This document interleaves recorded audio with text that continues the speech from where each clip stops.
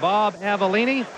So far this season, he is 17 of 27 in the passing department. Suey and Payton, the running backs. Galt and McKinnon, the wide receivers. Across the front, Jay Saldi, the tight end. Covert, Bortz, Hilgenberg, Becker, and Van Horn. Bob Avellini's last start was in September of 1982. For the Chicago Bears, bringing in the play to Avellini. This is Payton. Payton close to the first down yardage. And met by Kenny Easley, number 45, with Schultz again, number 58, in on it. Suey in motion. Avellini. Was it complete? Yes, it was. Willie Galt making a good low catch. As you get a replay, Keith Simpson there did not want to commit interference. The pass was back, and Galt made a nice catch. And the interesting aspect of this is that Willie Galt, who made a super catch, has been the recipient of 2 throws at him in the first series. They have not thrown to Willie Galt very much. They've used him mostly as a decoy, so we'll have to see if that's a trend. Bears offensively lead the entire NFL in rushing, and we've seen samples of it early on this opening drive. First down inside the 20. Avellini has time, and the pass is complete, and it's Willie Galt again. Third consecutive throw to Willie Galt. Suey and Calvin Thomas has come in to join Walter Payton, who now goes in motion, and he's going to throw it into the end zone to Suey. Touchdown! The key here was 3 running backs, which the Bears don't use very much, even down at the goal line, as Payton, who has thrown so many touchdown passes off the option.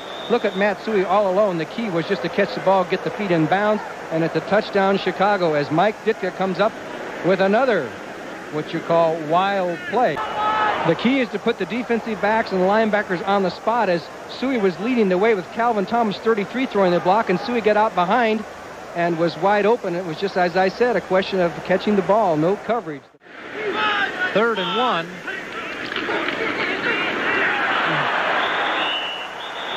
And the Bears apparently have stopped them.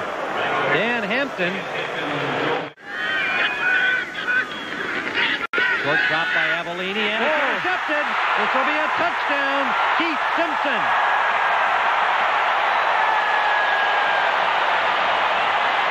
And I don't think Avellini even saw Keith Simpson as he was trying to show the short hitch to Willie Galt.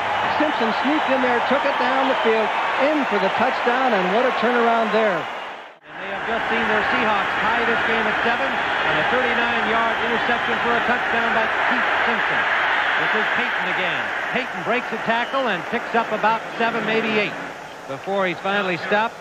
Bob Avellini, the quarterback for the injured Jim McMahon, starting today for the Bears, has taken them downfield for an opening touchdown and coughed up an interception for the tie. Walter Payton close to first down yardage. Kenny Easley, number 45, linebacker Shelton Robinson, number 57, on the tackle. And this time you're going to see Jacob Green get caught inside as Payton dipped to the outside. The block was down the line. You can see the block there by Van Horn, and Payton went up the field, and he's got to be getting very close to Franco Harris as the number 2 in rushing. So now Harris is 6 yards ahead of Walter Payton. If the trend continues throughout this game, Payton will go by him like 2 trains passing in the night. Four Payton's had more opportunities than Franco has. It is 2nd and 9. This is Payton again. Payton close to first down yardage once more.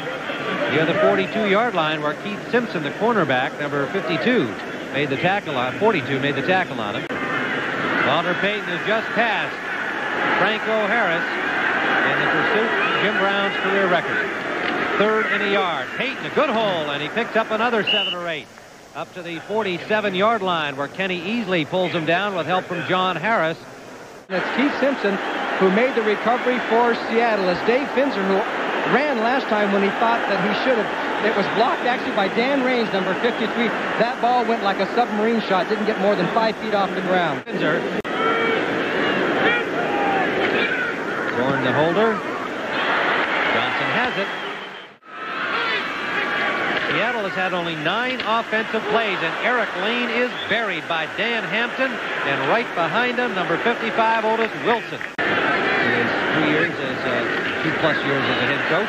And a rush on, and again Hampton, who couldn't wait to get back in, make it Tyrone Keys, 98. Tyrone Keys making the sack. Walter Payton has passed Franco Harris early in this football game. Craig is going to be sacked again. The ball is loose. It's a live ball recovered by the Bears. Richard Dent made the sack. Dan Hampton has the football. It goes 270, 275. 10 Bears on the line of scrimmage. What a rush they got on. The loose ball is caught by the Seahawks. And look at this. It is Robert Pratt, the right guard, number 61. Now, of course, if it was deflected, he can catch that ball. That's exactly right. He can't. As Craig was really under it from Tyrone Keys. And there's the deflection by Otis Wilson. There goes Pratt. He says, I got the ball. Give me that ball. Let me get the first down. The 44-yard line of Seattle. They lead by 3, 10-7. Craig under pressure again. Gets away from Henson and scrambles. Dives for the first down. Richardson pinned him there, but he's in Bear territory at the 49. 7-yard pickup for Craig. Walter Payton has passed Franco Harris to become the number 2 all-time rusher behind Jim Brown. The running back Harris has the ball now, and he is dropped for a loss by Dan Hampton. And Hampton just literally ran over Blair Bush, the center, number 59. 3rd down and 9, 4 wide receivers. In the shotgun formation for Seattle. Craig steps up out of the ruck. Diving for the first down. Gary Fensick trying to stop him short of it. And beaten at 3-0. And we've got a wireless mic on him today. You'll hear his comments next week. Willie Galt from Avellini has a first down to the 48-yard line. Dave Brown on the coverage. 3rd down and 9. Avellini straight shot. This time has a man open, and it is Payton. Payton has the first down. Shakes out 2 tacklers and goes out of bounds at the 20. They make it the 34-yard line. 2nd down and 7. Seattle. From their own 29. Franco Harris has got some room this time and has a first down to the 40-yard line. Gary Fensick made the tackle. That gets a rise from the crowd. They want him to do well here. Walter Payton passing Franco Harris in the first quarter here today to become the 2nd all-time career rusher behind Jim Brown. Craig complete to Gorning. Gorning got away from Otis Wilson. First down, Seahawks at the Bears 30. It is 2nd down and 12, Seattle at the Bears 32. Largen in motion.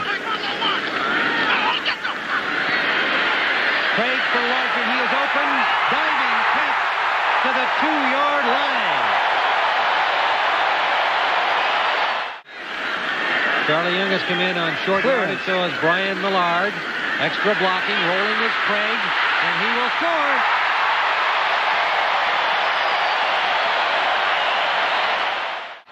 They go left and right. They got all kinds of choreography. They got their colors to wave, blue and white. First down, Bears. Payton. Oh, what a piece of running by Walter Payton with that sudden acceleration. Just short of the first down, a gain of 9. First down, Craig is forced out of the pocket. Upfield to Lane. Touchdown.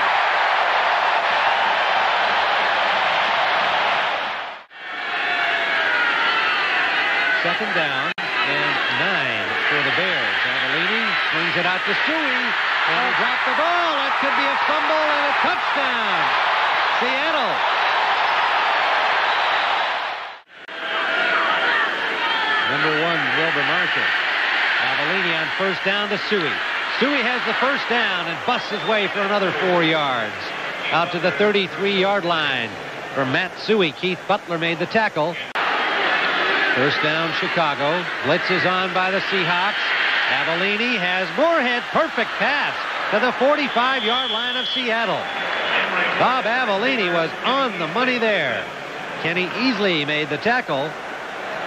22-yard pickup. Talking to Avellini yesterday, he admitted, yes, he would like to show Mike Ditka that he can be a starting quarterback. So far, he's been unable to do so, but he's hit the last 2. This is Payton spinning and working his way up for a gain of about 8 yards and hauled down by Bruce Schultz.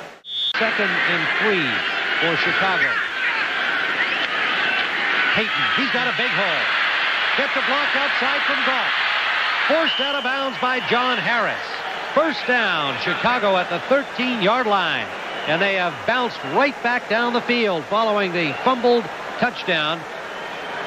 And what do you know? A good wide receiver block. Willie Galt, as there's a jam up and Payton spots a hole. Watch Galt, 83 blocking on Keith Simpson, 42. Payton plays off the block, heads for the sideline, puts the straight arm, tries to punish the defender, and gets down to a first down at the 13-yard line as the Bears march right down the field. It's a safety, 2 points anytime the offensive line commits a penalty within the end zone, and that's Blair Bush is the guilty party, 59. Number 59 on Steve McMichael, number 76, and here he's holding right there, and McMichael goes down as Craig went forward and then threw the pass down the field, but that's 2 points, and they'll have to... So Rusty Lish makes his first appearance as a Chicago Bear quarterback, 27 years of age, out of Notre Dame, and he rolls to his left. He gets the ball off intended for McKinnon, who makes a diving catch, and it is complete. Dennis McKinnon, who had some defensive substitutions in a couple of areas. Rusty Lish under pressure, and he finds an open man, Saldi. Saldi is hauled down. The ball goes out of bounds, but he has a first down at the 28. Second and 10. Lish gets some time up the middle to Galt, complete at the 40-yard line of Seattle. Replacing Kurt Becker. They like his future. Lish is in under pressure, gets loose, and downfield intercepted. Intended for Willie Galt, picked off by Dave Brown.